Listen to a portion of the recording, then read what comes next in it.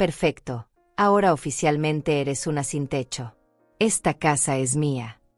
Las palabras de Andrea aún resonaban en la sala cuando levanté los ojos de los papeles que acababa de firmar. Su sonrisa era cruel, victoriosa, como si hubiera ganado un premio que siempre fue suyo por derecho. Pero yo no temblé. No lloré. Solo susurré con la calma de quien ya sabía lo que estaba por venir. Revisa la última hoja, hija.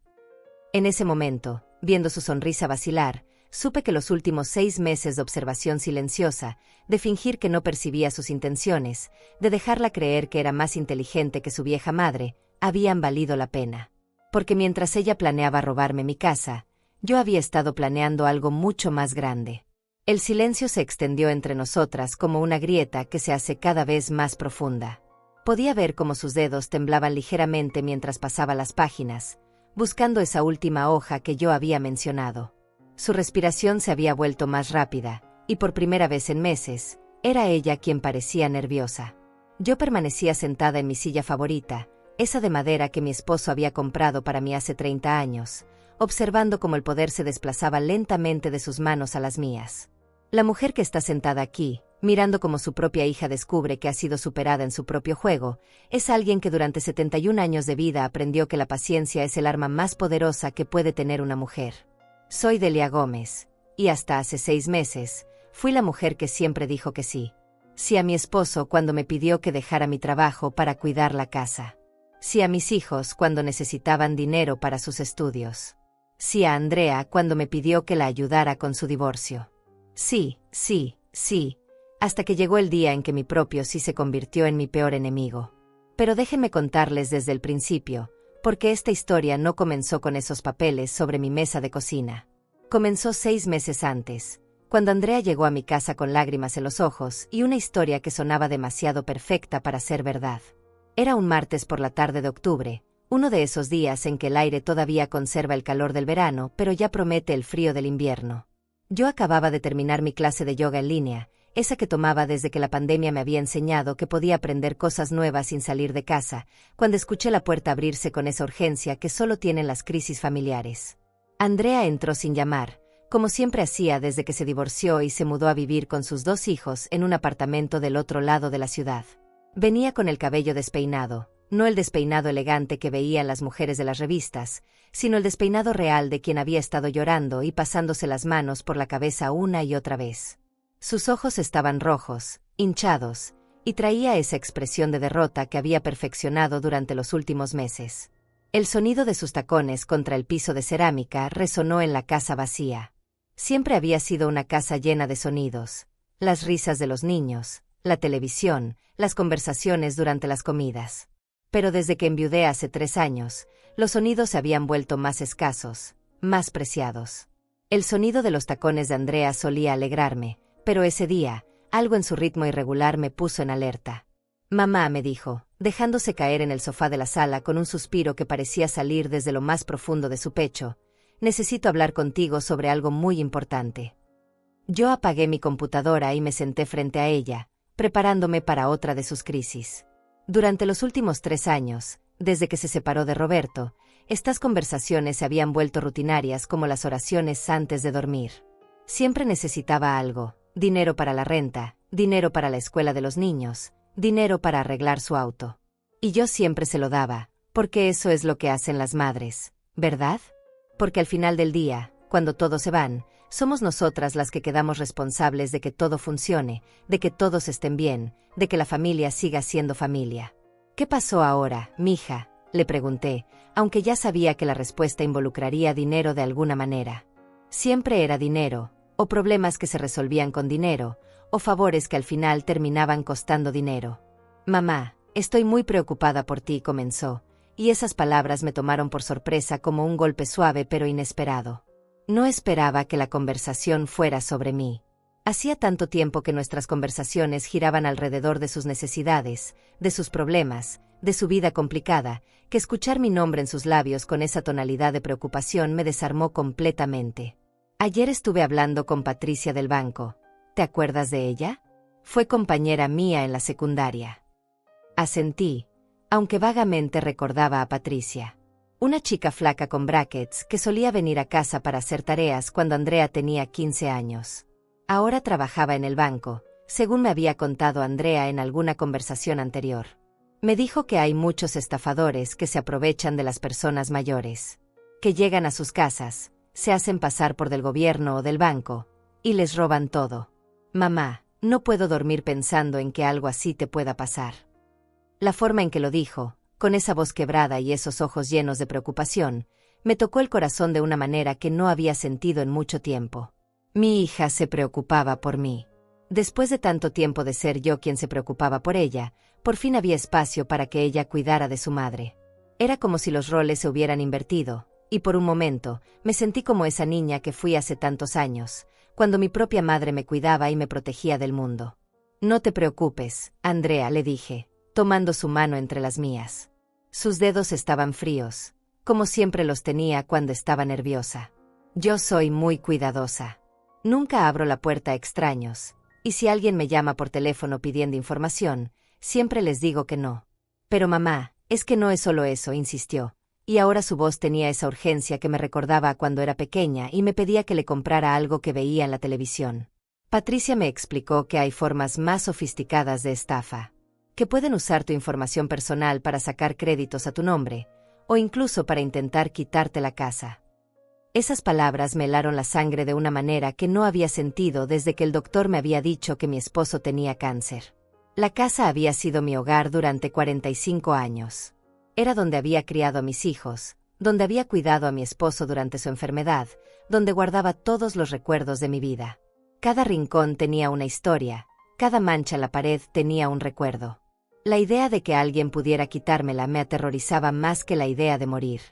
¿Qué puedo hacer?, le pregunté, y vi como sus ojos se iluminaron ligeramente, como cuando era niña y conseguía que le dijera que sí a algo que sabía que no debía pedirme. Bueno, Patricia me dijo que hay maneras de proteger tus bienes, que puedes ponerlos a nombre de alguien de confianza, alguien de la familia, para que nadie más pueda tocarlos. Sería solo temporal, solo para protegerte. En ese momento, algo en mi interior se removió. No era desconfianza exactamente, sino más bien una sensación extraña, como cuando sientes que alguien te está observando pero no puedes ver quién. Era esa misma sensación que tenía cuando era joven y mi suegra me daba consejos que sonaban bondadosos, pero que después descubría que tenían segundas intenciones. Pero la descarté rápidamente. Era mi hija, mi propia hija, que se preocupaba por mí. No sé, mija, le dije, sintiendo como mi voz se volvía más pequeña. Eso suena muy complicado. Además, si pongo la casa a nombre de alguien más, ¿qué pasa si esa persona decide que ya no quiere devolvérmela? Andrea se rió, pero no fue una risa alegre. Fue una risa que sonaba forzada, como si hubiera practicado esa respuesta frente al espejo. Como cuando los vendedores te aseguran que el producto es excelente, pero sus ojos dicen otra cosa. Mamá, estás hablando conmigo. Soy tu hija. Jamás te haría algo así. Además, no tendría que ser para siempre. Solo hasta que pase este peligro de los estafadores. Esa tarde, después de que Andrea se fue, me quedé sentada en mi sala viendo las noticias. Era mi rutina de todos los días. Después de la comida, me sentaba en mi sillón favorito con una taza de té de manzanilla y miraba las noticias de las 6. Pero ese día, por primera vez en años, no podía concentrarme en lo que decían. Las palabras de Andrea daban vueltas en mi cabeza como un disco rayado. Mi teléfono sonó, y vi que era un mensaje de mi nieta Sofía, la hija mayor de Andrea. Abuela, ¿puedes enviarme 50 pesos para el proyecto de la escuela? Mamá dice que no tiene dinero hasta el viernes. El mensaje venía acompañado de 3 emojis de carita triste y un corazón. Sofía había aprendido bien de su madre el arte de pedir dinero con cara de ángel. Le envié el dinero inmediatamente, como siempre hacía. Pero mientras escribía mi respuesta, me di cuenta de algo. Andrea me había dicho que estaba preocupada por mi seguridad financiera, por los estafadores que podrían robarme, pero al mismo tiempo, ella y sus hijos seguían pidiéndome dinero regularmente. ¿No era contradictorio? Durante las siguientes semanas, Andrea volvió al tema una y otra vez. Siempre con la misma preocupación, siempre con la misma urgencia. Me traía recortes de periódicos sobre estafas a personas mayores, me enviaba mensajes de WhatsApp con noticias sobre robos de identidad, me llamaba para contarme historias de sus amigas que habían sido víctimas de fraudes. Mamá, mira esto, me decía, mostrándome su teléfono. Aquí dice que una señora de 75 años perdió toda su casa porque unos estafadores la convencieron de que firmara unos papeles. Cada historia era más aterradora que la anterior. Cada noticia me hacía sentir más vulnerable, más desprotegida. Lentamente, casi sin darme cuenta, empecé a sentir que efectivamente estaba en peligro. Que mi casa, mi seguridad, mi futuro estaban amenazados por fuerzas invisibles que yo no podía controlar. Y ahí estaba Andrea, mi hija, ofreciéndome una solución. Pero había algo más que me molestaba, algo que no podía definir con precisión. Era la manera en que Andrea me miraba cuando hablaba de proteger mis bienes. Como si supiera algo que yo no sabía. Como si estuviera actuando en una obra de teatro y yo fuera la única que no tenía el guión. Una mañana, mientras preparaba mi desayuno, recibí una llamada de mi hermana Esperanza, que vive en Guadalajara. Esperanza es 5 años menor que yo, pero siempre ha sido la más práctica de las dos. Delia, ¿cómo estás? Hace semanas que no hablamos, me dijo con esa voz alegre que siempre me alegraba el día. Bien, hermana. Aquí, preocupándome por cosas que quizás no debería preocuparme, le respondí, y antes de darme cuenta, le estaba contando todo sobre las preocupaciones de Andrea y su propuesta de proteger mis bienes. Esperanza me escuchó en silencio, y cuando terminé de hablar, hubo una pausa larga al otro lado de la línea. Delia, me dijo finalmente, ¿no te parece extraño que justo ahora que Andrea tiene problemas económicos, aparezca con esta preocupación por tu seguridad financiera? Sus palabras me golpearon como agua fría. ¿Qué quieres decir? Hermana, tú siempre has sido muy cuidadosa con el dinero. Nunca has sido víctima de estafas. ¿Por qué ahora, de repente, estarías en peligro? Y más importante, ¿por qué la solución sería poner todo a nombre de Andrea? Esa noche no pude dormir.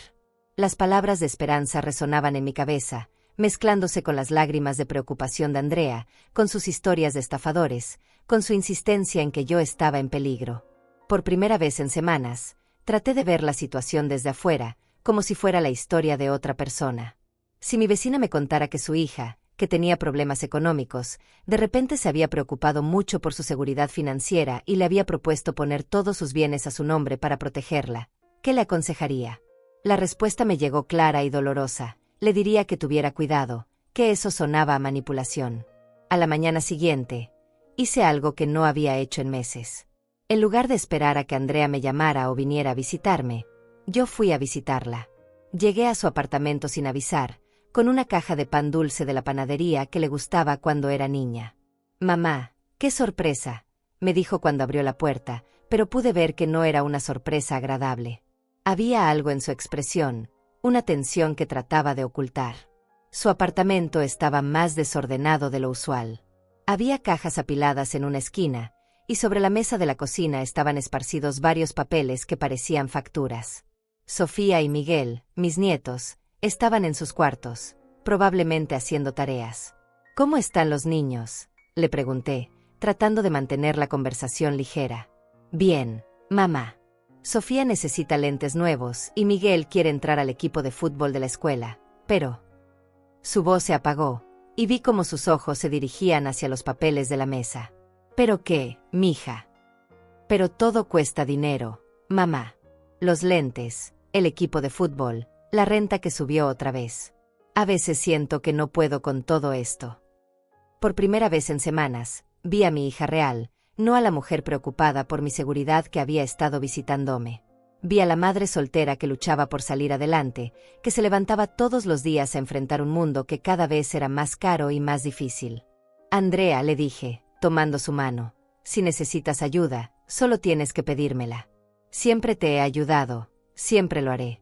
Pero no necesitas inventar historias de estafadores para que yo te dé dinero».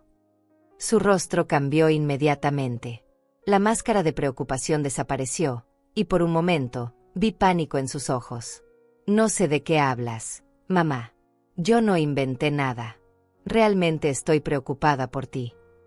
Hija, he vivido 71 años. No soy tonta. Sé cuando alguien me está mintiendo, incluso cuando esa persona es mi propia hija». Se hizo un silencio tenso entre nosotras. Podía escuchar el reloj de pared marcando los segundos, el sonido de la televisión de los vecinos, las voces de mis nietos en sus cuartos. Está bien, dijo finalmente, y su voz sonaba diferente, más dura. Necesito dinero. Mucho dinero. Y no solo para los gastos normales. ¿Para qué más? Tengo deudas, mamá. Deudas que no te había contado. Cuando me divorcié, Roberto se quedó con todo, y yo tuve que pedir dinero prestado para poder mudarme con los niños. Ahora me están cobrando intereses que no puedo pagar. Finalmente, la verdad. Después de semanas de historias sobre estafadores y preocupaciones por mi seguridad, la verdad real y cruda. ¿Cuánto necesitas?, le pregunté. Mamá, no es solo cuánto necesito ahora. Es que voy a seguir necesitando. Los niños están creciendo, van a querer ir a la universidad, van a necesitar tantas cosas. Y yo no puedo dárselas. Entonces me pides ayuda cuando la necesites. Para eso estoy. Pero mamá, tú no vas a vivir para siempre, dijo, y esas palabras me dolieron más de lo que esperaba. ¿Qué va a pasar con los niños cuando tú ya no estés? ¿Qué va a pasar conmigo? Ahí estaba. La conversación que toda madre viuda teme tener. La conversación sobre la muerte, sobre la herencia, sobre el futuro sin ella. Andrea, cuando yo muera, tú y tu hermano van a heredar todo lo que tengo. Está en mi testamento. Pero mamá, eso podría ser en muchos años. Los niños me necesitan ahora. Yo te necesito ahora. La trampa estaba cerrándose lentamente. Ya no se trataba de protegerme de estafadores. Se trataba de que ella necesitaba mi dinero y mi casa ahora, no después de mi muerte. Entonces, ¿qué propones?, le pregunté, aunque ya sabía la respuesta. Que pongas la casa a mi nombre ahora. Así yo podría pedir un préstamo usando la casa como garantía, resolver mis deudas, y cuando tú te vayas, no habría problemas legales ni trámites complicados. Ahí estaba, finalmente, la verdadera propuesta. No protección contra estafadores, sino un préstamo usando mi casa como garantía. Mi hogar de 45 años convertido en una forma de pagar las deudas de mi hija. Necesito pensarlo, le dije, levantándome para irme. Mamá, no hay mucho tiempo. Los intereses siguen creciendo cada día. Cuando llegué a mi casa esa tarde, me senté en mi sillón favorito y por primera vez en meses, no encendí la televisión. Solo me quedé ahí, en el silencio, pensando en todo lo que había pasado. En las mentiras, en las medias verdades, en la manipulación disfrazada de amor filial. Y fue entonces cuando decidí que era hora de llamar a Alma del Valle. Alma del Valle siempre había sido la persona más directa que conocía. Cuando trabajábamos juntas en la oficina de contabilidad, hace más de 20 años, ella era la única que se atrevía a decirle a los jefes cuando estaban equivocados. Era la única que no sonreía cuando no tenía ganas de sonreír. Por eso, cuando marqué su número esa noche, sabía que me diría exactamente lo que pensaba, sin adornos ni mentiras piadosas. Delia, ¿qué tal? Hacía tiempo que no me llamabas, me dijo cuando contestó. Su voz sonaba igual que siempre, fuerte y segura.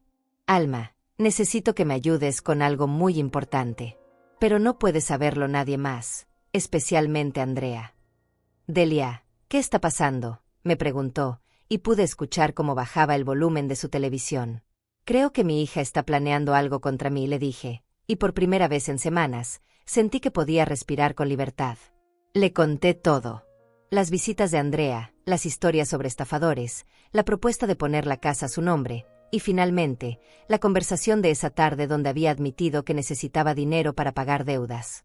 Alma me escuchó sin interrumpir, y cuando terminé, hubo un silencio largo. Delia, me dijo finalmente, ¿tú qué sientes en el corazón sobre todo esto? Siento que mi hija me está mintiendo. Siento que está tratando de manipularme. Pero también siento que soy una mala madre por pensar eso. Eres una madre que ha dado todo por sus hijos durante toda la vida. Eso no te convierte en mala madre.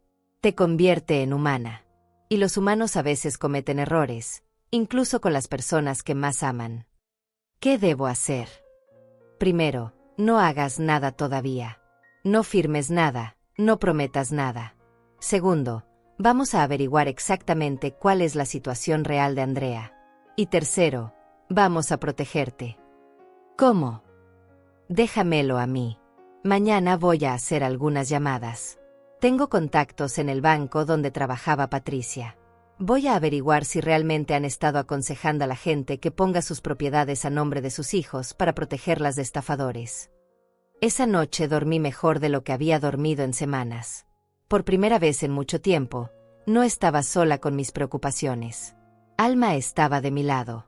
Al día siguiente, Alma me llamó temprano por la mañana. Delia, hablé con 3 personas del banco. Ninguna de ellas ha escuchado jamás que aconsejen poner propiedades a nombre de familiares para protegerlas de estafadores. De hecho, me dijeron que eso es exactamente lo opuesto de lo que recomiendan. ¿Qué quieres decir? Que la historia que te contó Andrea sobre Patricia del banco es mentira. El banco nunca da ese tipo de consejos. Sentí como si me hubieran dado una bofetada. Una cosa era sospechar que mi hija me estaba mintiendo, y otra muy diferente era tener la confirmación. Pero eso no es todo, continuó Alma. También hice otras averiguaciones. ¿Sabías que Andrea solicitó un préstamo al banco hace 2 meses y se lo negaron? No, no sabía. Le pidieron garantías que no pudo dar. Una propiedad, específicamente. Todo empezaba a tener sentido. Andrea no había inventado lo de los estafadores por casualidad. Había inventado una historia que la llevara exactamente a donde necesitaba llegar, conseguir que yo pusiera mi casa a su nombre para poder usarla como garantía de un préstamo. Alma, ¿qué hago? Es mi hija. No puedo simplemente dejarla que se hunda. Nadie te está pidiendo que la dejes hundirse. Pero tampoco puedes dejar que te hunda a ti. Delia, si pones tu casa a nombre de Andrea y ella pide un préstamo usando la casa como garantía, ¿sabes qué pasa si no puede pagar?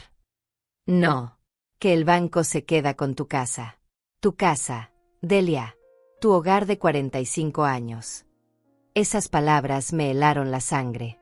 No había pensado en esa posibilidad. En mi mente, ayudar a Andrea significaba que después de resolver sus problemas, ella me devolvería la casa. Pero Alma tenía razón. Si Andrea no podía pagar el préstamo, el banco tomaría mi casa. Entonces, ¿qué sugiere que haga? Sugiero que juguemos un poco. Que le sigamos el juego a Andrea, pero con nuestras propias reglas.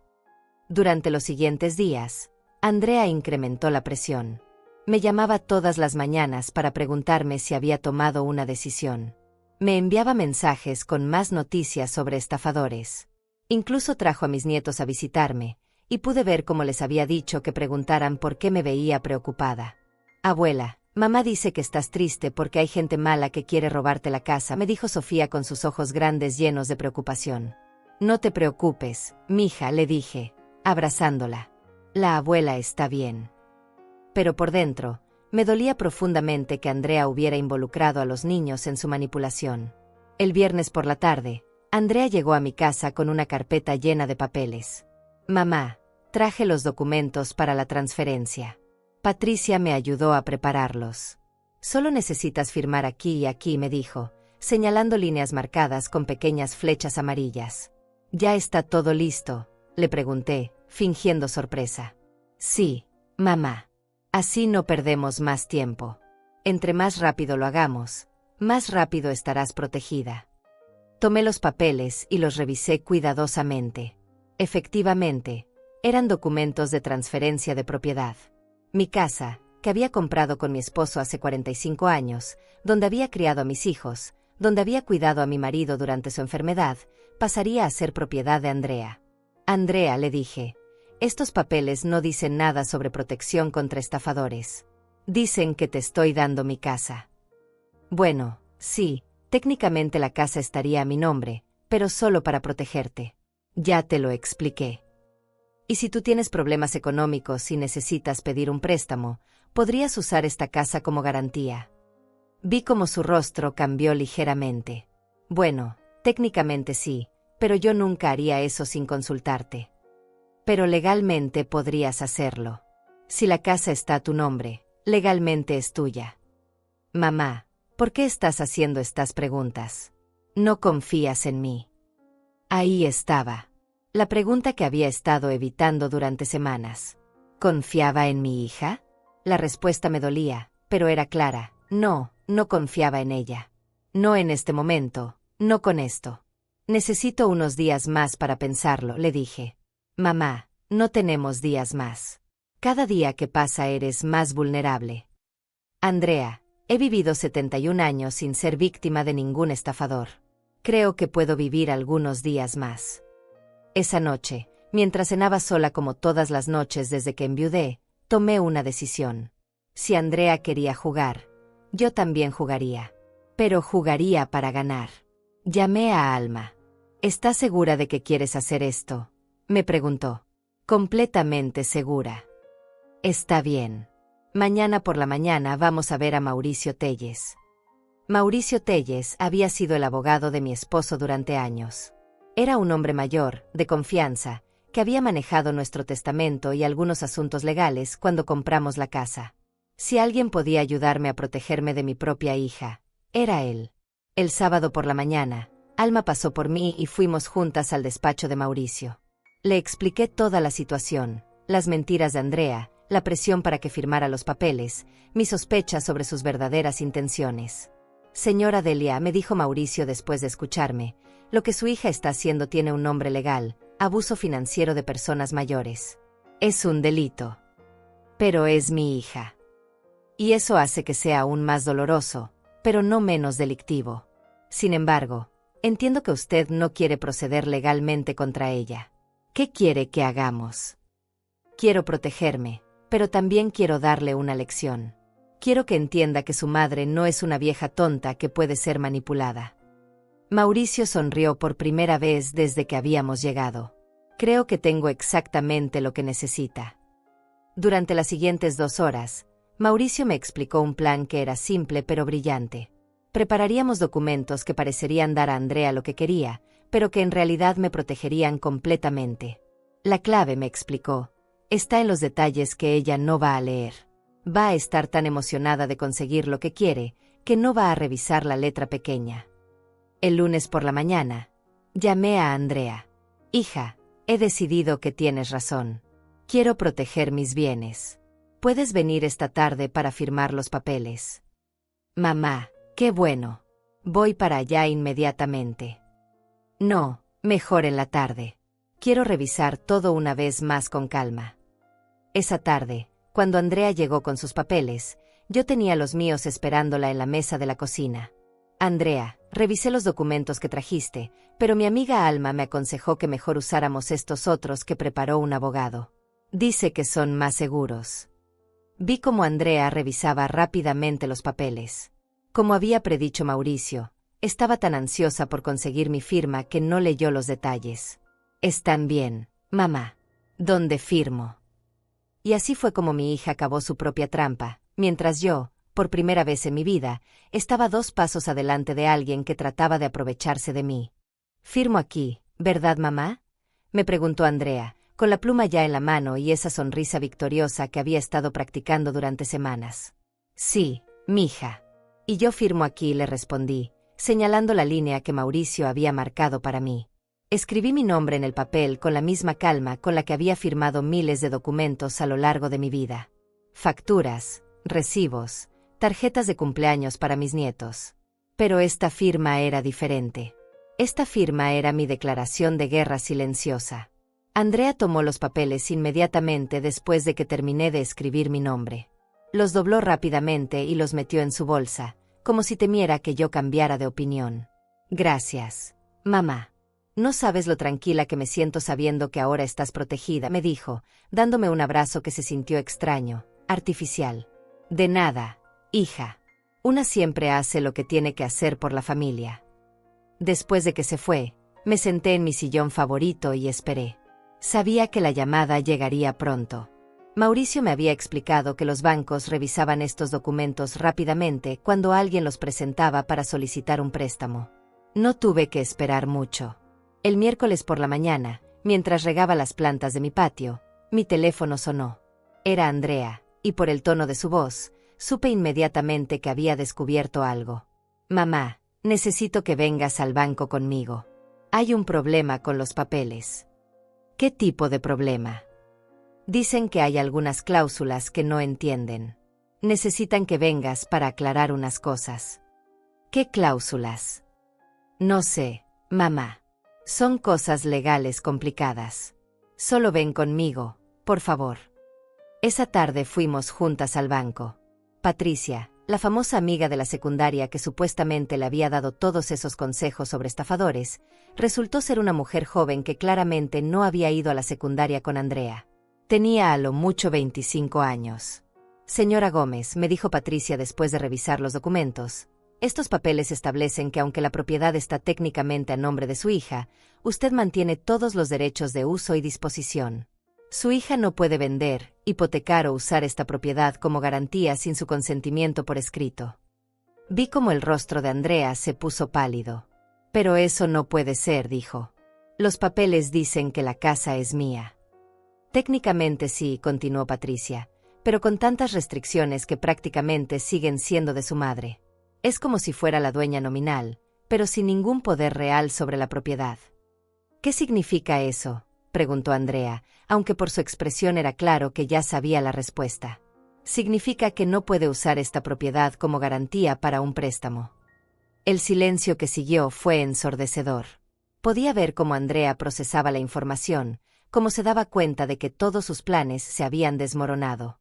Mamá me dijo cuando salimos del banco, ¿tú sabías esto? Sabía que si iba a proteger mis bienes, tenía que protegerlos de verdad. Incluso de mi propia familia, si fuera necesario. Pero mamá, yo soy tu hija. Yo nunca te haría daño.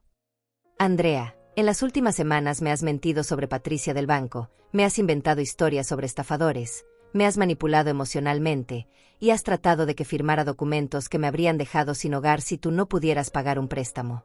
Eso no es hacerme daño. Caminamos hacia mi auto en silencio. Podía ver cómo Andrea luchaba entre la rabia y la desesperación. Había estado tan segura de su plan, tan convencida de que su vieja madre era fácil de manipular. Necesito ese dinero, mamá me dijo finalmente, cuando llegamos al auto. No era por maldad. Es que realmente necesito ese dinero. Lo sé, hija. Y si hubieras venido a mí con la verdad desde el principio, te habría ayudado. Pero no así. No con mentiras. Entonces, ¿qué voy a hacer ahora? Las deudas siguen ahí. Los intereses siguen creciendo. Por primera vez en semanas, vi a mi hija real otra vez. No a la manipuladora, no a la mentirosa, sino a la madre soltera asustada que no sabía cómo salir adelante. Vamos a mi casa, le dije. Vamos a sentarnos como adultas y vamos a hablar de cuánto necesitas realmente y cómo te puedo ayudar. Pero con la verdad, Andrea. Solo con la verdad. Esa tarde, sentadas en mi mesa de cocina con una taza de café para cada una, Andrea finalmente me contó toda la verdad. Las deudas eran más grandes de lo que había admitido. Había usado tarjetas de crédito para mantener el nivel de vida que tenía cuando estaba casada, pensando que encontraría un trabajo mejor. Pero el trabajo mejor nunca llegó, y las deudas crecieron. Tengo que pagar 12,000 pesos este mes, o van a embargar mi cuenta del banco, me dijo con lágrimas en los ojos. ¿Y cuánto debes en total? 80,000 pesos. Era una cantidad grande, pero no imposible. Tenía ahorros, tenía mi pensión, tenía algunas inversiones que mi esposo había hecho años atrás. Puedo ayudarte, le dije. Pero con condiciones. ¿Qué condiciones? Primera, nada más de mentiras. Si necesitas ayuda, me pides ayuda. No me inventes historias. Segunda, vamos a hacer un plan de pagos. No voy a darte todo el dinero de una vez para que lo gastes sin control. Y tercera, vas a buscar ayuda profesional para manejar tu dinero. Hay programas gratuitos para eso. Andrea asintió con la cabeza, pero pude ver que había algo más. ¿Qué más hay?, le pregunté. Es que no es solo el dinero, mamá. Es que me siento como una fracasada. Tengo 35 años y no puedo mantener a mis propios hijos. Tengo que pedirle dinero a mi madre de 70 años. Andrea, pedir ayuda no te hace fracasada. Mentir y manipular para conseguir esa ayuda, eso sí te hace fracasada. Esa noche, después de que Andrea se fue, llamé a Alma para contarle cómo había salido todo. ¿Crees que aprendió la lección?, me preguntó. No lo sé, pero aprendí algo yo también. ¿Qué? que soy más inteligente de lo que pensaba, y que no necesito dejar que nadie, ni siquiera mi propia hija, me haga sentir como si fuera una vieja indefensa. Pero mi celebración duró poco, porque 3 días después, Andrea regresó a mi casa con una actitud completamente diferente. Ya no era la hija arrepentida que había llorado en mi mesa de cocina. Era alguien que yo no conocía. Mamá me dijo, he estado pensando en todo esto, y creo que fuiste muy cruel conmigo. ¿Cruel? Sí, yo soy tu hija. Cuando necesito ayuda, deberías dármela sin condiciones, sin trucos legales, sin humillarme en el banco. Y ahí fue cuando supe que la guerra apenas estaba comenzando. Mamá, tienes que entender algo, me dijo Andrea, caminando por mi sala como si fuera suya. Yo no soy una extraña pidiendo limosna. Soy tu hija. Todo lo que tienes algún día será mío de todas formas. Sus palabras me golpearon como una bofetada fría. Era la primera vez que escuchaba a mi hija hablar sobre mi muerte como si fuera una transacción comercial pendiente. Andrea, siéntate. Necesitamos hablar de esto con calma. No, mamá. Ya hablamos suficiente. Ya jugaste tus jueguitos legales. Ahora es mi turno de hablar. Se detuvo frente a mí con los brazos cruzados, una postura que no había visto desde que era adolescente y me desafiaba por algo. ¿Sabes que me di cuenta después de ir al banco? Que tú sabías exactamente lo que estabas haciendo. Que me dejaste hacer todo el trabajo, conseguir los papeles, planear todo, solo para humillarme al final. Te dejé mostrarme quién eras realmente, le respondí. ¿Y quién soy, mamá? ¿Una mala hija? ¿Una estafadora? Eso es lo que piensas de mí. Pienso que eres una mujer desesperada que tomó decisiones equivocadas. Estoy desesperada porque tengo una madre que tiene dinero pero prefiere guardárselo mientras sus nietos no pueden tener lo que necesitan. Andrea, te ofrecí ayuda. Te dije que podíamos hacer un plan. Un plan. Con condiciones, con controles, como si fuera una niña. Mamá, yo debería poder disponer de esa casa ahora. Los niños la van a necesitar. Yo la voy a necesitar. Ahí estaba otra vez. No se trataba de protegerme de estafadores. Se trataba de que ella sentía que mi casa ya le pertenecía. La casa es mía mientras yo esté viva, le dije con una firmeza que me sorprendió a mí misma. Pero tú ya estás vieja, mamá. ¿Qué va a pasar cuando no puedas cuidarla? Cuando necesites que alguien te cuide. Va a ser muy costoso. ¿Y de dónde va a salir ese dinero? Sus palabras tenían un filo cruel que me hizo temblar. Estaba amenazándome sutilmente con abandonarme cuando la necesitara. Andrea, creo que es mejor que te vayas ahora. ¿Me vas a correr de la casa donde crecí? De la casa que va a ser mía. Te voy a pedir que te vayas de mi casa porque no me gusta cómo me estás hablando. Se rió, pero no fue una risa alegre. Fue una risa amarga, llena de desprecio. Está bien, mamá. Pero piénsalo bien. Piensa en quién va a estar ahí cuando realmente me necesites. Después de que se fue, me quedé sentada en mi sala temblando. No de miedo, sino de rabia. ¿Cómo había criado a una hija que podía hablarme así? ¿Cómo había llegado a convertirse en alguien que veía mi vejez como una oportunidad? Llamé a Alma inmediatamente. Delia, ¿qué pasó? Te escuchas muy alterada.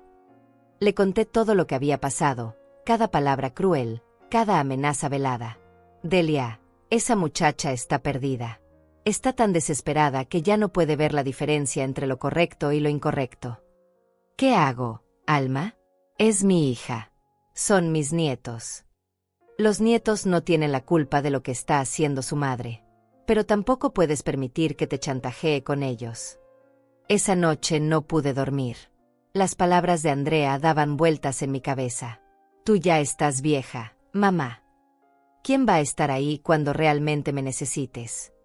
Por primera vez desde que enviudé, me sentí realmente sola. Mi hija, la persona que se suponía que me amaría incondicionalmente, me veía como un obstáculo entre ella y mi dinero. Al día siguiente decidí hacer algo que no había hecho en años. Llamé a mi hijo Carlos, que vive en Estados Unidos. Carlos y yo no hablábamos mucho desde que se mudó, pero siempre habíamos tenido una relación honesta. Mamá, qué sorpresa. ¿Cómo estás? Bien, hijo. Pero necesito preguntarte algo. Andrea te ha contado algo sobre problemas de dinero.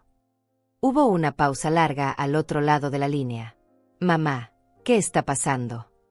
Le conté todo. Las mentiras, la manipulación, la propuesta de transferir la casa, las amenazas veladas. Mamá, Andrea me llamó hace 2 semanas. Me dijo que estabas empezando a tener problemas de memoria, que estabas tomando decisiones raras con el dinero. Me quedé sin respiración. ¿Qué le dijiste? Le dije que si estaba preocupada, que fuera contigo al doctor. Pero mamá, ¿es verdad? ¿Tienes problemas de memoria? No. Carlos, estoy perfectamente bien. Tu hermana está inventando eso porque no conseguí lo que quería. Esto es grave, mamá. Si Andrea está diciendo que tienes problemas mentales, podría estar preparando el terreno para algo peor. ¿Qué quieres decir?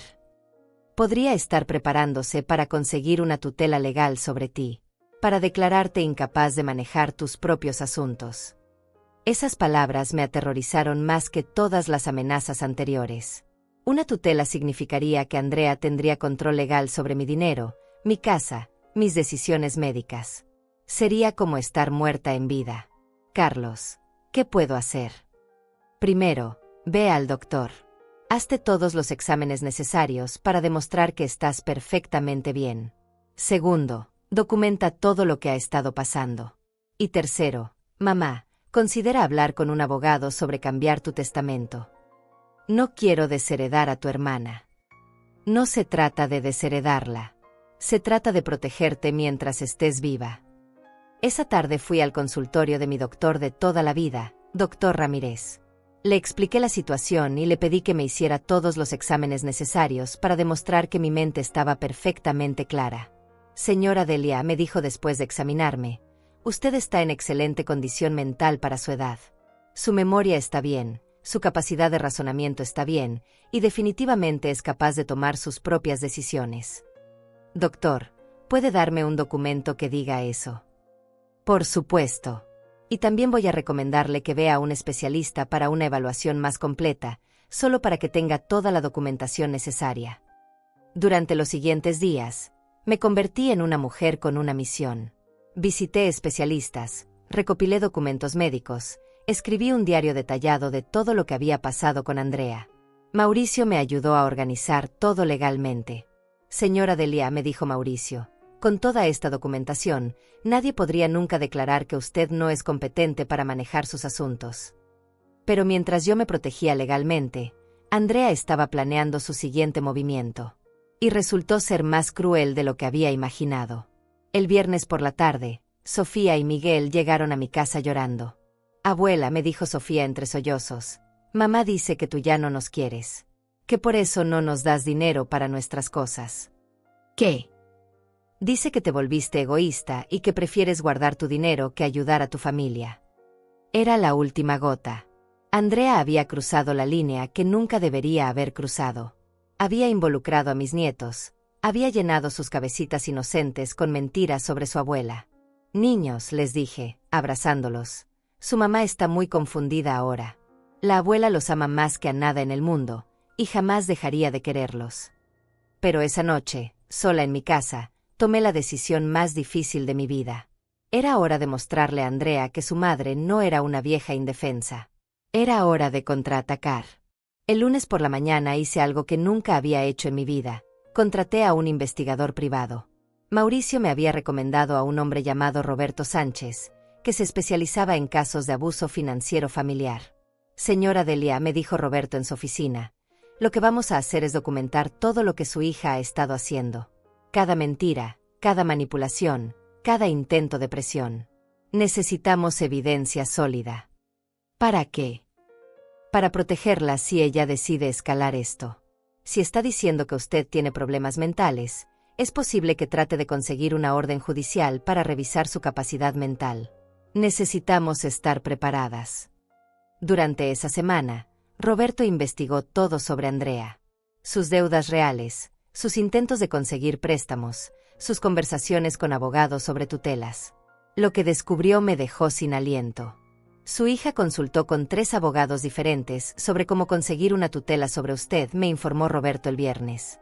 Les dijo que usted está empezando a tener demencia y que está tomando decisiones financieras irracionales. Pero yo acabé de hacerme todos los exámenes. Estoy perfectamente bien. Eso lo sabemos nosotros. Pero ella está construyendo un caso falso. También encontré algo más inquietante. ¿Qué? Ha estado hablando con un tasador sobre el valor de su casa. Y con una inmobiliaria sobre ponerla en venta. Sentí como si el piso se moviera bajo mis pies. Andrea no solo quería mi casa como garantía para un préstamo. Quería venderla. Vender mi casa. Aparentemente, su plan era conseguir la tutela, declarar que usted necesita cuidados especializados, vender la casa para pagar esos cuidados, y quedarse con el dinero restante. Era peor de lo que había imaginado. Mi propia hija había planeado no solo robarme mi casa, sino internarme en algún lugar y quedarse con todo mi dinero. ¿Qué hago ahora?, le pregunté a Roberto. Ahora vamos a darle una lección que nunca olvidará. Esa tarde, Andrea llegó a mi casa acompañada de un hombre que no conocía. Mamá, te presento al doctor Hernández. Es un especialista en problemas de memoria. Vino a hacerte algunas preguntas. No necesito ningún especialista, le dije. Mi doctor dice que estoy perfectamente bien. Mamá, últimamente has estado muy confundida. Lo de los papeles del banco, las cosas raras que dices. Creemos que necesitas ayuda. El doctor Hernández se acercó con una sonrisa condescendiente que me hizo hervir la sangre. Señora Delia, solo queremos asegurar que esté recibiendo el cuidado que necesita. ¿Puede decirme qué día es hoy? Doctor Hernández, le dije con mi voz más firme. Antes de responder sus preguntas, me gustaría ver su credencial médica y saber quién está pagando por esta consulta. Vi cómo Andrea y el doctor intercambiaron miradas nerviosas. Señora, esto es solo una evaluación informal, dijo él. Nada en mi casa es informal, doctor. Y definitivamente nada relacionado con mi salud mental es informal. En ese momento, sonó el timbre. Era Mauricio, quien había llegado exactamente como habíamos planeado. Buenas tardes, dijo Mauricio entrando a la sala. Soy el abogado de la señora Delia. ¿Puedo preguntar qué está pasando aquí? El doctor Hernández se puso pálido. Nosotros, solo estábamos. Doctor, interrumpió Mauricio, ¿tiene usted autorización legal para evaluar a mi cliente? ¿Tiene una orden judicial? No, pero... Entonces le sugiero que se retire inmediatamente. Y Andrea se volvió hacia mi hija. Usted también tiene que irse. Esta es la casa de mi madre, gritó Andrea. Y su madre le está pidiendo que se vaya, respondió Mauricio calmadamente. Después de que se fueron, Mauricio y yo nos sentamos en mi sala. ¿Cómo sabías que iban a venir hoy?, le pregunté. Roberto ha estado vigilando a su hija. Sabíamos que había contratado a este doctor falso para tratar de conseguir evidencia de que usted no está mentalmente capacitada. Doctor falso. Roberto investigó. El hombre se hace pasar por psiquiatra, pero solo tiene una licencia para ser consejero matrimonial. No está calificado para diagnosticar demencia. Esa noche, sola en mi casa, me di cuenta de que ya no reconocía a mi hija. La mujer que había criado, que había alimentado, que había cuidado cuando estaba enferma, se había convertido en una extraña dispuesta a destruir mi vida por dinero. Pero también me di cuenta de algo más. Yo era más fuerte de lo que había creído. Durante semanas había sentido que estaba siendo víctima de Andrea, pero ahora entendía que tenía poder. Tenía inteligencia, tenía recursos, tenía amigos leales como Alma y profesionales como Mauricio que me apoyaban. Al día siguiente, hice algo que Andrea nunca esperó. La cité en el despacho de Mauricio para una reunión familiar. ¿Para qué quieres que vaya ahí?, me preguntó por teléfono. Para hablar sobre el futuro de la familia. Creo que es hora de que tengamos una conversación honesta. Mamá, si quieres hablar, podemos hablar en tu casa. No. Andrea. Esta conversación va a ser en territorio neutral, con testigos. El miércoles por la tarde, Andrea llegó al despacho de Mauricio acompañada de un abogado que había contratado. Yo estaba ahí con Mauricio, Roberto el investigador, y Alma como testigo. Andrea, comencé. Durante las últimas semanas has mentido, manipulado y amenazado. Has tratado de robarme mi casa, has inventado historias sobre mi salud mental y has usado a tus propios hijos para chantajearme emocionalmente. Mamá, yo solo. No he terminado de hablar. Mi voz sonaba diferente, más fuerte, más autoritaria. Roberto aquí presente ha documentado todo lo que has estado haciendo. Tus consultas con abogados sobre tutelas, tus conversaciones con tasadores e inmobiliarias, tu intento de usar un doctor falso para declararme incompetente. Vi cómo el rostro de Andrea se ponía cada vez más pálido. Ahora vas a escuchar mis condiciones, continué. Primero, vas a dejar de decirle a la gente que tengo problemas mentales. Segundo, vas a dejar de involucrar a mis nietos en tus problemas financieros. Tercero, no vas a volver a mi casa hasta que yo te invite. ¿Y si no acepto?, preguntó, aunque su voz temblaba. Si no aceptas, Roberto va a enviar toda su investigación al Ministerio Público. Lo que has estado haciendo se llama abuso financiero de personas mayores, y es un delito federal. No puedes hacerme esto. Soy tu hija. Eres mi hija, y por eso te estoy dando una oportunidad de hacer lo correcto. Pero si eliges seguir por este camino, voy a defenderme de ti como me defendería de cualquier persona que trate de lastimarme. El silencio en la oficina era tenso. Podía ver cómo Andrea luchaba entre el orgullo y el miedo. Está bien, dijo finalmente. Pero quiero que sepas que esto va a destruir nuestra relación. Andrea, le dije, levantándome para irme, nuestra relación se destruyó el día que decidiste que mi dinero era más importante que mi bienestar. Esa noche, por primera vez en meses, dormí profundamente. Había ganado la batalla, pero sabía que la guerra aún no terminaba. Durante 3 semanas, Andrea cumplió con el acuerdo. No me llamó, no vino a mi casa, y según Roberto, no había hecho más consultas con abogados. Empecé a pensar que tal vez había aprendido la lección, que tal vez podríamos reconstruir nuestra relación sobre bases más honestas. Pero estaba equivocada. Un martes por la mañana, mientras desayunaba y revisaba mis mensajes de WhatsApp, recibí una llamada de la escuela de Miguel. Señora Gómez, soy la directora del colegio de Miguel. Necesitamos hablar con usted urgentemente. ¿Qué pasó? Está bien, Miguel. Miguel está bien físicamente, pero estamos preocupados por su situación familiar. Ayer le dijo a su maestra que su abuela ya no los quiere y que por eso su mamá no puede pagar sus materiales escolares. Sentí como si me hubieran dado una puñalada. Andrea estaba usando a Miguel para manipular a la escuela, probablemente esperando que ellos me llamaran para pedirme dinero. Directora, ¿puedo pasar a hablar con usted esta tarde? Por supuesto, señora Gómez. Estamos muy preocupados por el bienestar emocional del niño. Esa tarde fui a la escuela y hablé largo rato con la directora. Le expliqué la situación real, que Andrea había estado mintiendo sobre problemas financieros para manipularme y que ahora estaba usando a los niños como armas emocionales. Señora Gómez, esto es muy delicado. No podemos intervenir en asuntos familiares, pero sí podemos ayudar a proteger el bienestar de Miguel. ¿Qué sugiere? Que hable directamente con el niño. Que le explique la situación de manera apropiada para su edad. Los niños necesitan estabilidad, y estas mentiras los están confundiendo. Cuando salí de la escuela, tomé una decisión que sabía que Andrea no me perdonaría. Fui directamente al apartamento donde vivía con los niños.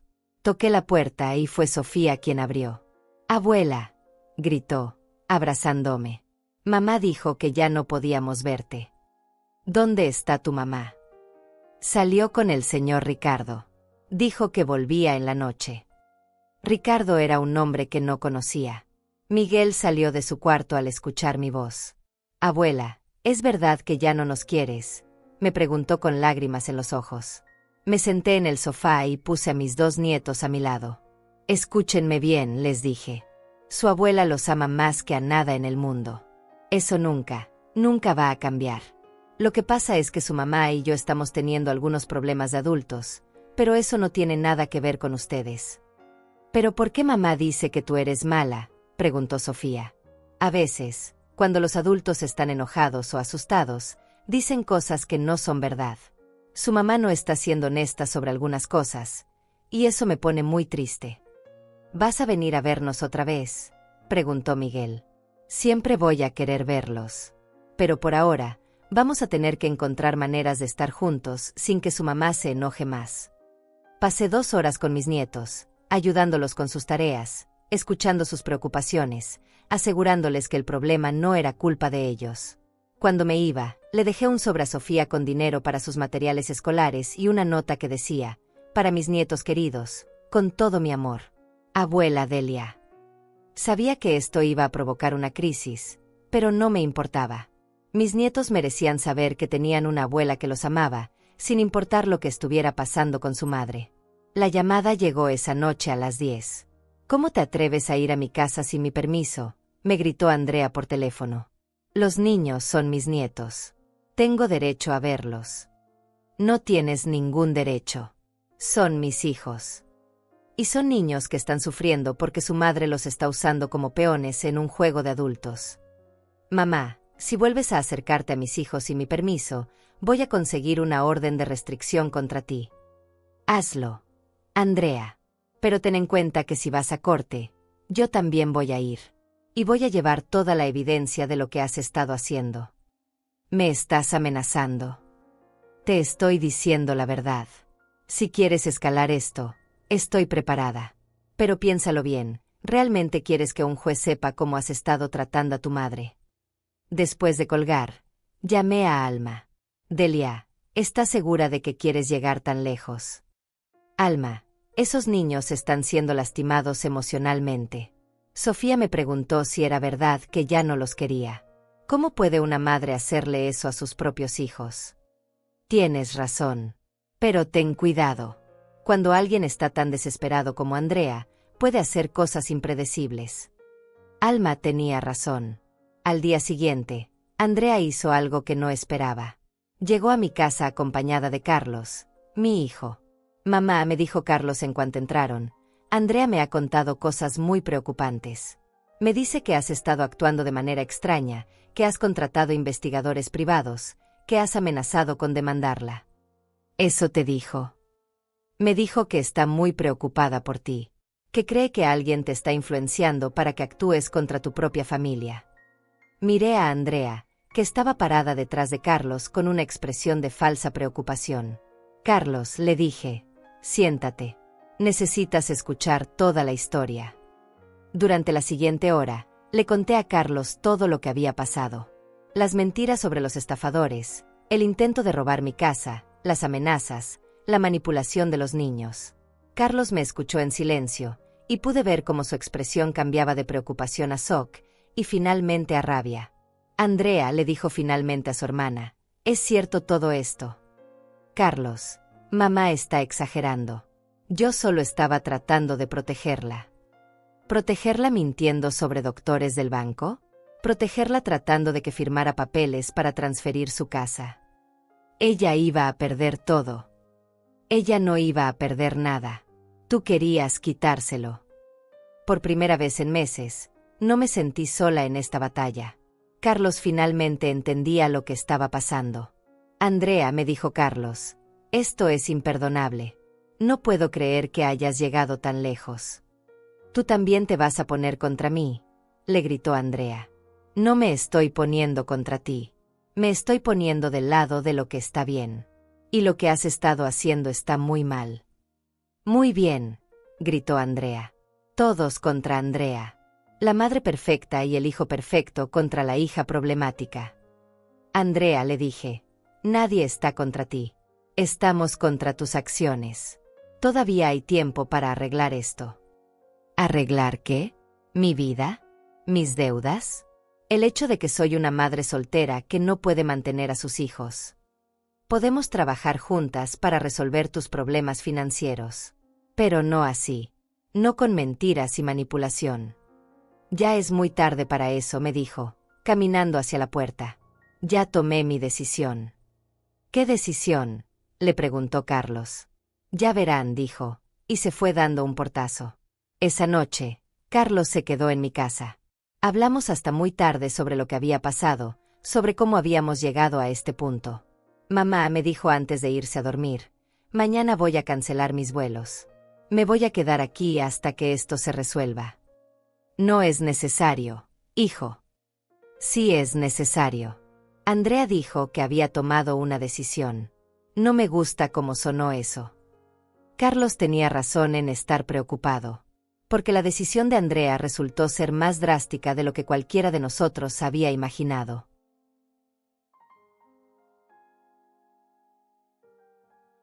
La decisión de Andrea llegó el viernes por la mañana en forma de una citación judicial. Un oficial me entregó los papeles mientras desayunaba con Carlos.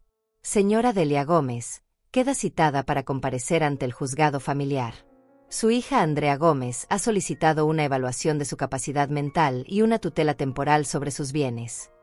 Carlos tomó los papeles de mis manos temblorosas y los leyó en voz alta. Dice que Andrea alega que tienes deterioro cognitivo severo, que has estado tomando decisiones financieras irracionales, y que representas un peligro para ti misma. Sentí como si el mundo se desplomara a mi alrededor. Mi propia hija había llevado esto a los tribunales. Había decidido destruir públicamente mi reputación y mi dignidad con tal de conseguir control sobre mi dinero. También dice, continuó Carlos, que como evidencia del deterioro, presenta el hecho de que contrataste investigadores privados para seguir a tu propia familia, que cambiaste documentos legales de manera confusa, y que has estado actuando de manera paranoica y agresiva. Está usando todo lo que hice para protegerme como evidencia de que estoy loca, murmuré. Mamá, tranquila. Tenemos toda la documentación médica que demuestra que estás perfectamente bien. Llamé inmediatamente a Mauricio. Señora Delia, esperábamos esto. Roberto y yo hemos estado preparándonos para esta posibilidad. Tenemos un caso sólido. Pero ¿qué pasa si el juez le cree? No le va a creer. Tenemos las grabaciones de Roberto donde ella admite que está mintiendo sobre su salud mental. Tenemos los reportes médicos. Y tenemos evidencia de todos sus intentos de manipulación financiera. La audiencia estaba programada para el martes siguiente. Durante el fin de semana, Mauricio, Roberto y yo nos preparamos meticulosamente. Organizamos cada documento, cada grabación, cada prueba de la manipulación de Andrea. Lo que vamos a hacer, me explicó Mauricio, es demostrar que Andrea es quien tiene problemas, no usted. Que toda esta acusación es un último intento desesperado de conseguir control sobre sus bienes. El lunes por la noche no pude dormir. La idea de estar en una corte, de que un juez evaluara mi cordura, de que mi vida privada fuera expuesta públicamente, me aterrorizaba. Carlos se quedó conmigo esa noche. Mamá, mañana voy a estar ahí contigo. Y cuando terminemos con esto, Andrea va a entender que cometió el error más grande de su vida. El martes por la mañana llegamos al juzgado. Era un edificio frío, lleno de gente triste y abogados con maletines. Andrea estaba ahí con su abogado, y por primera vez en meses, me dio miedo verla. Se veía diferente, más dura, como si hubiera cruzado una línea de la que no había vuelta atrás. Buenos días, mamá, me dijo cuando pasé cerca de ella. Buenos días, Andrea. Espero que entiendas que esto es por tu propio bien. No le respondí. Ya no había nada que decir entre nosotras. La audiencia comenzó con el abogado de Andrea presentando su caso. Era un hombre mayor, con voz grave, que hablaba como si yo no estuviera presente. Su señoría, la señora Delia Gómez, muestra claros signos de deterioro mental. Ha comenzado a tomar decisiones financieras irracionales, ha desarrollado paranoia hacia su propia familia, y ha contratado investigadores privados para espiar a sus seres queridos. Ha cambiado documentos legales importantes de manera confusa y contradictoria. Ha amenazado a su hija con acciones legales sin fundamento. Y ha comenzado a aislar a sus nietos, causándoles trauma emocional. Mi cliente, su hija amorosa, solo busca proteger a su madre de sí misma antes de que cause daño irreparable a su patrimonio y a su familia. Escuchar esas palabras me dolió más de lo que esperaba.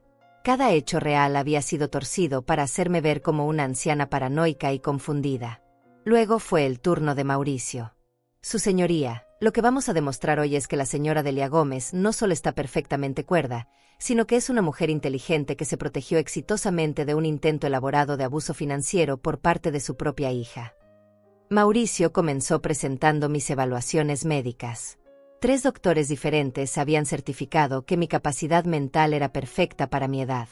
Luego presentó las grabaciones que Roberto había hecho de Andrea admitiendo que había inventado la historia de los estafadores, que había mentido sobre el consejo del banco, y que necesitaba mi casa como garantía para un préstamo. Su señoría, la señora Andrea Gómez, consultó con 3 abogados diferentes sobre cómo conseguir una tutela sobre su madre. Habló con tasadores e inmobiliarias sobre vender la casa de su madre. Contrató a un doctor falso para que evaluara a su madre sin autorización legal. La paranoia que alega no existe. La señora Delia simplemente descubrió que su hija estaba tratando de estafarla y tomó medidas legales apropiadas para protegerse. Cuando llegó mi turno de hablar, me levanté con las piernas temblando. Su señoría, comencé. Durante 71 años he sido una mujer que siempre dijo que sí. Sí a mi esposo, sí a mis hijos, sí a quien me necesitara. Pero cuando mi hija decidió que mi casa y mi dinero eran más importantes que mi bienestar, aprendí a decir no. No estoy loca. Estoy cansada. Cansada de ser vista como un obstáculo entre mi hija y mi herencia. Cansada de que me traten como si ya estuviera muerta. Lo que hice no fue paranoia. Fue supervivencia. El juez me pidió que respondiera algunas preguntas. ¿Qué día era? ¿Quién era el presidente? Problemas matemáticos simples. Las respondí todas perfectamente. Luego le tocó el turno a Andrea de testificar.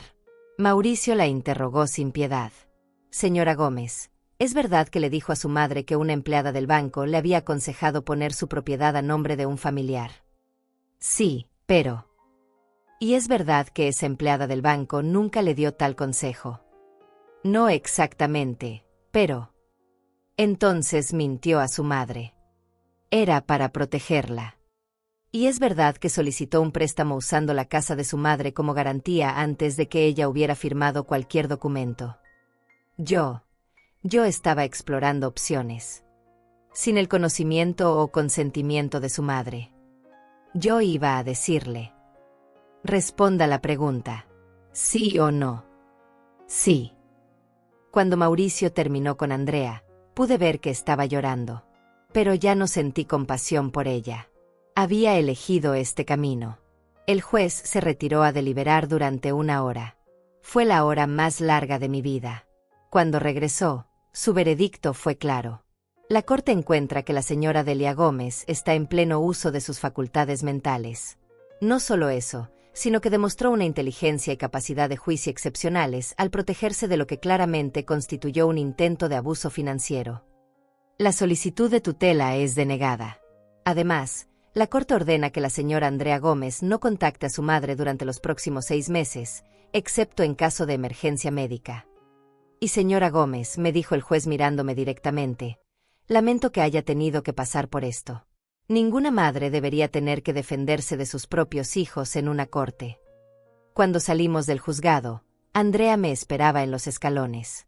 Mamá, me dijo con lágrimas en los ojos, perdóname. No sabía cómo más. Andrea, le dije, deteniéndome frente a ella, tuviste muchas oportunidades de hacer esto de la manera correcta. Elegiste la peor. ¿Qué va a pasar ahora? Ahora vas a vivir con las consecuencias de tus decisiones. Y yo voy a vivir mi vida en paz. Fue la última vez que hablé con mi hija durante mucho tiempo. Los primeros días después de la audiencia fueron extraños. Por primera vez en meses, mi teléfono no sonaba con llamadas desesperadas de Andrea. No había mensajes manipulativos en mi WhatsApp. No había visitas inesperadas con historias inventadas. El silencio era tanto un alivio como un recordatorio doloroso de lo que había perdido. Carlos se quedó conmigo 1 semana más antes de regresar a Estados Unidos. Mamá, ¿estás segura de que estarás bien sola?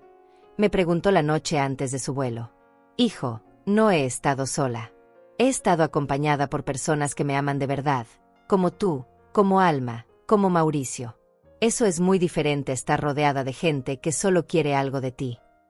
¿Y los nietos? Esa era la pregunta que más me dolía. Sofía y Miguel estaban pagando el precio de las decisiones de su madre. Voy a encontrar la manera de seguir siendo su abuela, pero no de la manera desesperada en que lo hacía antes. 2 semanas después de la audiencia, recibí una llamada inesperada. Era Sofía. Abuela, estoy en casa de mi amiga María. ¿Puedes venir a recogerme? ¿Qué pasó, mija? Mamá está muy enojada. Ha estado llorando y gritando desde que llegó del juzgado. Dice que tú la odias y que por eso no podemos verte más. Le pedí la dirección y fui por ella inmediatamente. Cuando llegué, Sofía corrió hacia mí y me abrazó con fuerza. Abuela, es verdad que ya no nos puedes ver. El juez dijo que tu mamá y yo no podemos hablar durante un tiempo. Pero eso no significa que yo no los ame. ¿Podemos vivir contigo? Esa pregunta me partió el corazón. Mija, ustedes tienen que estar con su mamá. Ella los ama, solo que está muy confundida ahora. Llevé a Sofía de vuelta a su casa. Andrea salió a recibirla con los ojos rojos de tanto llorar. No deberías estar aquí, me dijo. Sofía me llamó. Está asustada. Está asustada porque tú destruiste nuestra familia. No, Andrea. Está asustada porque su madre está actuando como una niña que no consiguió lo que quería. No discutimos más. Solo le entregué a Sofía y me fui. Durante las siguientes semanas, establecí una nueva rutina. Retomé mis clases de yoga, me inscribí en un curso de computación para personas mayores, empecé a ir a un grupo de lectura en la biblioteca. Redescubrí quién era cuando no estaba constantemente preocupándome por los problemas de otros. Alma y yo nos hicimos aún más cercanas. Almorzábamos juntas 2 veces por semana, íbamos al cine, caminábamos en el parque. Delia, te ves diferente, me dijo un día. Te ves más joven. Tenía razón. Me sentía más liviana, como si hubiera estado cargando un peso durante años sin darme cuenta. Un mes después, Mauricio me llamó con noticias interesantes. Señora Delia, Andrea vendió su apartamento y se mudó con los niños a un lugar más barato. Al parecer, finalmente está enfrentando sus problemas financieros de manera realista. ¿Cómo están los niños? Según mis fuentes, están bien. Han empezado terapia familiar. Quizás Andrea está finalmente entendiendo el daño que causó. 2 meses después de la audiencia, mientras compraba verduras en el mercado, me encontré con Miguel. Estaba con la mamá de uno de sus compañeros de clase. «Abuela», gritó, corriendo hacia mí. «Miguel, ¿cómo estás, mi amor? Te extraño mucho. Mamá dice que no podemos verte, pero yo quiero verte». La mamá de su amigo me reconoció y se acercó. «Señora Gómez, soy Carmen, la mamá de Diego. Miguel habla mucho de usted. Miguel es un niño maravilloso. Señora, no sé qué pasó en su familia, pero Miguel siempre dice que su abuela es la persona más inteligente que conoce». Esas palabras me llenaron el corazón de una manera que no había sentido en meses. Cuando se cumplieron los 6 meses de la orden judicial, no sabía si Andrea trataría de contactarme. La respuesta llegó en forma de una carta entregada por correo. «Mamá», decía la carta, «sé que no tengo derecho a pedirte perdón después de todo lo que hice. Sé que traté de robarte tu casa, que mentí, que manipulé, que involucré a los niños en algo que nunca debería haberlos involucrado. He estado en terapia estos meses. Mi terapeuta me ayudó a entender que lo que te hice no fue solo por el dinero. Fue porque estaba celosa de tu independencia, de tu fuerza, de que pudieras vivir sola y ser feliz mientras yo me sentía como un fracaso. No espero que me perdones. Pero quiero que sepas que he conseguido un trabajo mejor, que estoy pagando mis deudas poco a poco, y que los niños están bien. Sofía pregunta por ti todos los días. Si algún día puedes encontrar en tu corazón un espacio para volver a confiar en mí, estaré aquí. Pero si no puedes, lo entenderé». Guardé la carta en mi mesa de noche y no la respondí inmediatamente. Necesitaba tiempo para procesar mis sentimientos. 3 semanas después, hice algo que me sorprendió a mí misma. Fui a la escuela de Miguel a la hora de salida. Cuando me vio, corrió hacia mí gritando «Abuela», tan fuerte que todos en el patio se voltearon a mirar. «¿Puedo llevarte a casa?», le pregunté. «Sí, pero primero tengo que llamar a mamá». Miguel llamó a Andrea desde mi teléfono. «Mamá, la abuela está aquí. ¿Puedo ir con ella a su casa?». Podía escuchar la voz de Andrea al otro lado, pero no las palabras. «Dice que está bien», me dijo Miguel. Esa tarde, Miguel y yo fuimos a mi casa. Hicimos galletas, jugamos cartas, y hablamos de la escuela. No mencionamos nada de lo que había pasado entre su mamá y yo. Cuando lo llevé de vuelta a su casa, Andrea salió a recibirlo. Gracias, me dijo simplemente. Es mi nieto, le respondí. Mamá, ¿podemos hablar algún día? Algún día, le dije. Cuando ambas estemos listas. Ahora, 6 meses después, veo a mis nietos una vez por semana. Andrea y yo nos saludamos cortésmente cuando nos vemos, pero aún no hemos tenido esa conversación profunda que ambas sabemos que necesitamos tener. Tal vez la tengamos algún día. Tal vez no. He aprendido que no puedo controlar las decisiones de otras personas, ni siquiera las de mi propia hija. Lo que sí puedo controlar es mi propia vida. Y por primera vez en muchos años, estoy viviendo para mí. Esta mañana me desperté a las 7, desayuné tranquilamente mientras leía las noticias en mi tablet, y luego me tomé una selfie para enviarla a mi grupo de WhatsApp de la clase de yoga.